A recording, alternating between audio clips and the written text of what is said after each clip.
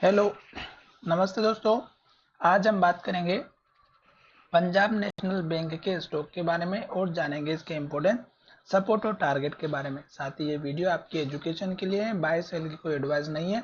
फिर भी आप ट्रेड करते हैं तो अपने फाइनेंशियल एडवाइजर से कंसल्ट करें। तो चलिए वीडियो की शुरुआत करते हैं।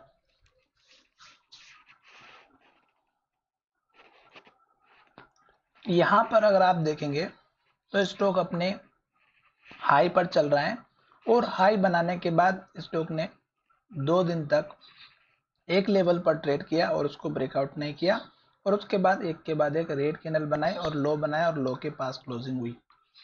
फिर यहाँ पर अगर आप देखेंगे तो स्टॉक का पहला जो सपोर्ट लेवल था, स्टॉक ने वहां पे सपोर्ट लिया और स्टॉक यहाँ से फिर से ऊपर जाने की कोशिश करते हुए नजर आ रहा है।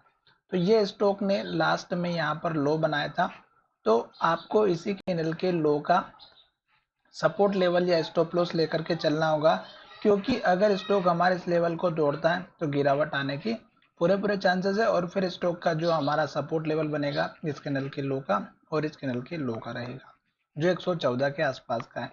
तो ये हो गए आपके दो सपोर्ट लेवल। अब हम बात करेंगे कि आज स्टॉक में जो कैंडल बनी है वो हमारी एक तरह से डोजी या फिर मान के चलेगा कि पॉजिटिव कैंडल बनी है। साथ ही जो स्टॉक का जो लो है वो पिछले लो से ऊपर है। तो यहाँ पर आज का हाई अगर कल के दिन जैसे ब्रेकआउट होता है तो पहला टारगेट आपको इस रेड कैंडल के हाई का रखना है, जो यहाँ पर हमारा टारगेट बनता हुआ नजर आएगा 127 128 का। और यहाँ पर भी देखेंगे तो ये इस कैंडल का हाई है, तो 127 से लेकर के 128 के बीच का आपको यहाँ पर टारगेट लेकर के चलना है पहला वाला। क्यों? क्योंकि यहाँ पर ये लेवल इतना इंपॉर्टेंट है कि ये पहली बार भी स्टॉक का हाई बना था। फिर स्टॉक का दूसरा टारगेट रहेगा इस कैंडल के हाई का, जो यहाँ पर अगर आप देखेंगे तो लगभग हमारा 131 रुपए का है, तो आपको 131 का दूसरा टारगेट देखने को मिलेगा। और तीसरा टारगेट जो रहेगा वो इस कैंडल के हाई का है, जो लगभग 133 रुपए के आसपास का है। तो ये तीन टारगेट आपको मैंने यहाँ पर बताए हैं। अब सबसे इंपॉर्टेंट टारगेट है हमारा इसमें 133 रुपए का। ये लेवल के ऊपर अगर स्टॉक क्लोजिंग दे देगा वॉल्यूम के साथ में, तो आपका नेक्स्ट टारगेट तुरंत मिलने वाला है 137 रुपए के आसपास का, 137 का। तो ये 2-3 हो गए आपके टारगेट। अब रीजन क्या है यहाँ पर, ये चीज मैं आपको समझा देता हूँ कि स्टॉक में भारी गिरावट हो रही थी और स्टॉक अब यहाँ पर अगर आप देखेंगे तो 1 से 2 वीक तक स्टॉक इसी रेंज के अंदर ट्रेड कर रहा है।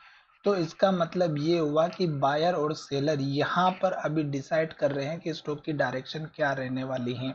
अगर आप यहाँ पर देखेंगे तो स्टॉक ने 3 दिन तक इस लेवल पर ट्रेड किया, जो लगभग हमारा यहाँ पर बना हुआ था 120 रुपए का।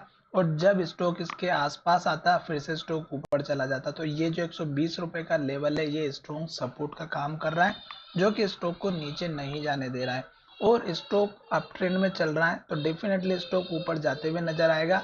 जैसे स्टॉक हमारा इस हाई के आसपास पहुंचता है, इसके बाद का जो टारगेट रहेगा इस कैंडल के हाई का रखना है, जो कि 143 रुपए के आसपास का है।